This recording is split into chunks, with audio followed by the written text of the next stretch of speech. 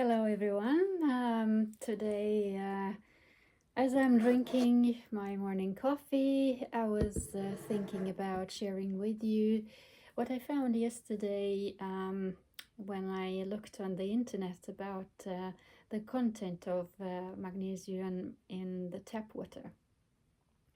And what I found out was pretty important, where so I thought. So I thought actually that it might be worth it sharing it with you and with people who are living in areas or in cities or in countries with so-called soft water, tap water. So what is soft or what is hard water? So simply put, the hard water is the water that when you get it from the tap, it comes from sources that are rich in minerals such as calcium and magnesium.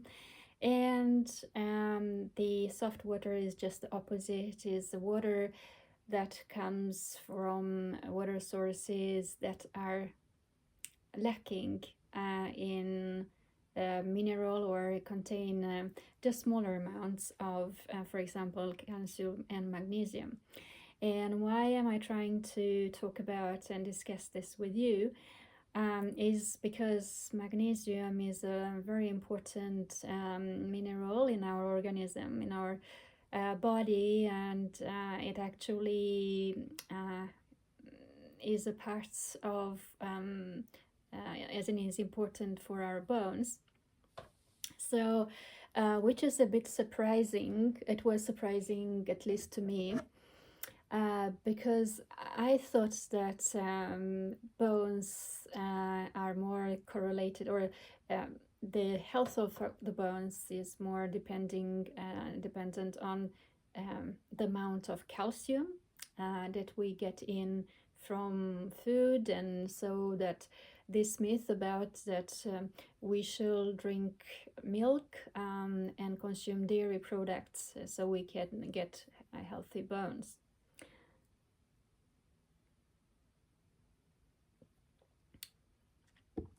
However, as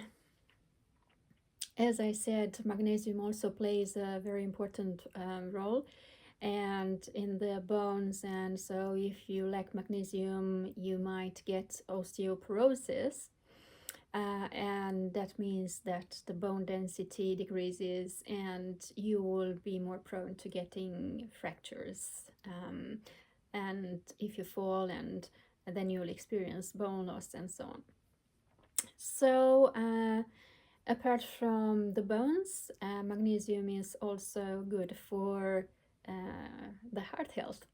Again, that was one surprising thing to me. I didn't know about it, and I didn't really correlate the magnesium intake with heart diseases.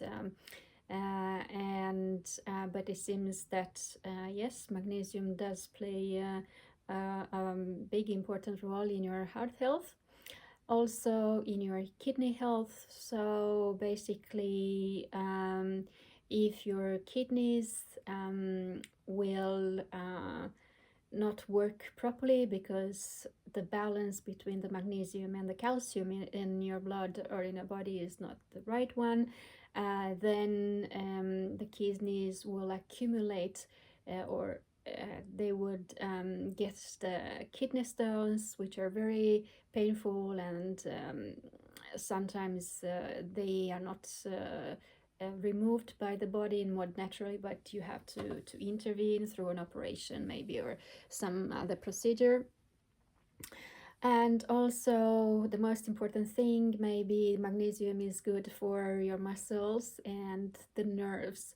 And this is how my journey started in finding out more about magnesium and taking magnesium spray. Every time when I felt that my muscles are not working properly, that they ache a lot and they don't support me and as much as I need in my daily life. So of course, I already mentioned that one important thing is not only the content of magnesium in the water. By the way, the soft water that we get here in the area of Gothenburg at the moment. So we have soft water, and when I checked yesterday evening on the website from the city, it says that our water has about between 1.5 maximum 3 milligrams of magnesium per liter. And when I looked at, so it's soft water. And when I looked of some guidelines of how much magnesium a good water should contain, I found recommendation of about 10 milligrams of magnesium per liter of water, and some websites are talking about a content of magnesium of 25 up to 100 milligrams of magnesium per liter. Obviously, if you are going to drink the 2 liters of water per day as per the recommendations, and just to keep hydrated, but not only hydrated through the water, you do get some magnesium, some calcium, and other minerals, and so on.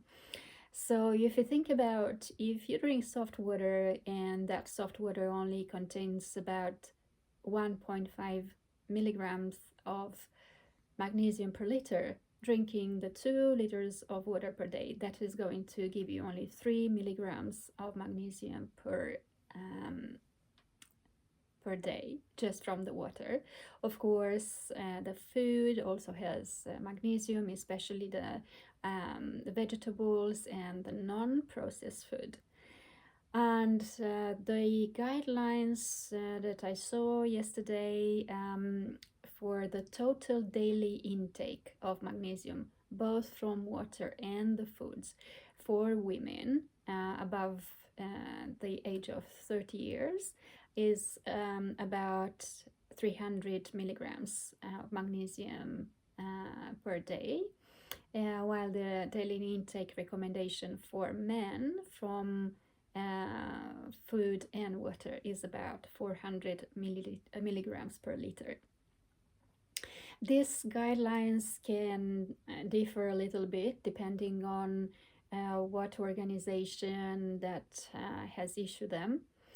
But in any case, if you think about that, by drinking soft water, you will get only from 2 liters of water, of tap water, you will only get 3 milligrams of magnesium per day.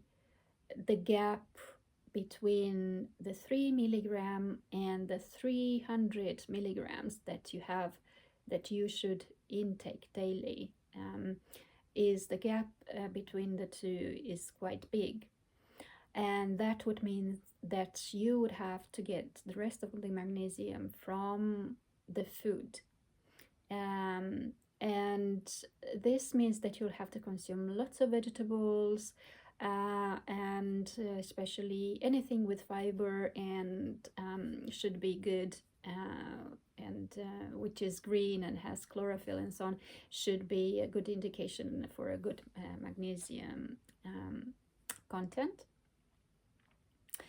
Of course, the issue is that nowadays our groceries, our vegetables come maybe from soils that are lacking the magnesium due to many years of using that soil for agriculture. So the soil might get depleted. So the amount of magnesium in the vegetables nowadays can be much lower than what it was before. But if you compare with a type of water that contains maybe even 10 milligrams of magnesium per liter, then by drinking 2 liters of water per day, you would already get at least 20 milligram of magnesium per day. And there also can be a correlation actually between the kind of water that is used in agriculture in one region. For example, if you would use maybe soft water that doesn't have much magnesium to water the vegetables, that of course even the vegetables and the soil in that area won't contain, won't have much magnesium either. So there seems to be some kind of that we have maybe a reason to find out what happens in the area where we live, in the city where we live, and you can also check for information from your city, from your municipality, and see what content of magnesium does the tap water have. And please be aware, for example, in my city they say that the tap water doesn't have the same content of minerals, or because the water comes from two different sources. So if you live in one area of the city, you'll get your tap water from one source, whereas if you live in another area, you might get the water from another source. As a rule, I found out that if you get water from a ground source, that will have about 20 milligrams of magnesium per liter, which is all of the sudden so much better. Just imagine just drinking 2 liters of that water and you'll get 40 milligrams of magnesium per day just from the water. And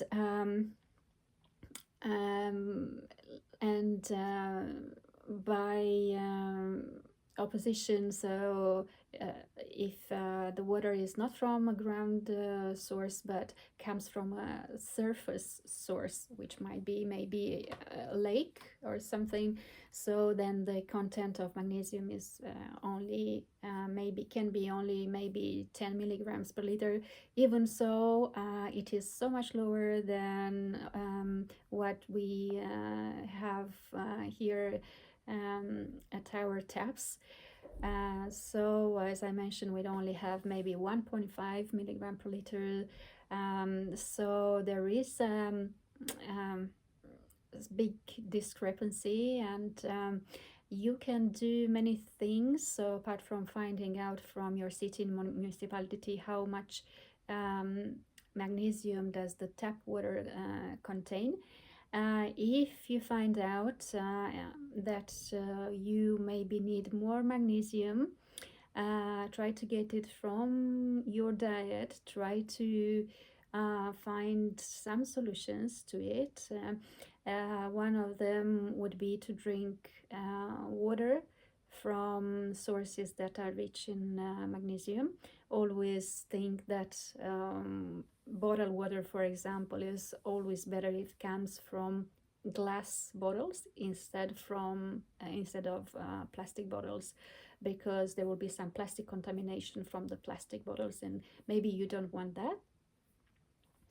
And another maybe important thing that we haven't talked about yet is the ratio of calcium to magnesium in the water, because that is also important for your bone health.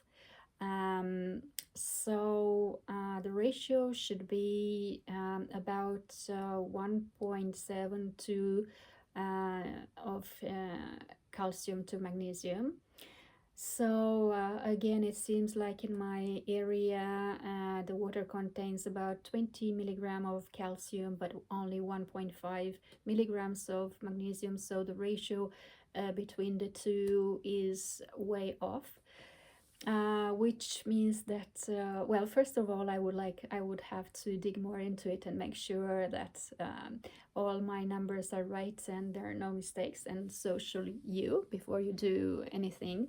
But research says that, for example, in the United States, 60% of the population suffers with magnesium deprivation and hidden magnesium deprivation, which means that it is not very easy to detect because the blood samples that you take, the blood test, won't show the magnesium deficiency. The reason being that only 1% of the magnesium circulates in the blood, and the rest of it is supposed to be stored in your bones and muscles and other places.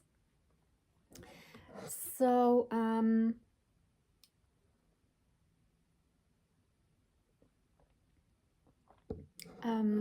by the way, I'm drinking coffee at the moment, but actually too much coffee is not good for the magnesium either. So I will try to cut down. The good thing with me is that after lunchtime I don't drink any more coffee, and I try to cut down on it actually, and to just to drink it in small cups. So yes, and as I find something more about magnesium and magnesium deficiency, um, I will tell you, I'll make another video about it. Also, be aware that sugar can also deplete magnesium. One single molecule of sugar will bind 6 molecules of magnesium that it needs in order to burn and release some energy. So the more sugar you eat, the more magnesium you might need, and if you don't get it, the riskier it is that you will get magnesium deficiency. I have taken in the past, I just mentioned a magnesium spray, and if you are interested in it, please comment and ask me how it worked. But I think I took it because it was said that the spray form would go better into the bloodstream and into the muscles rather than taking it orally. And the reason being that so if you have any gut issues or leaky gut or something not working properly, then the magnesium is not going to get absorbed very well. So you'll be taking it, and the way the lady at the pharmacy explained it to me was that you will ingest it and you will just pee it out.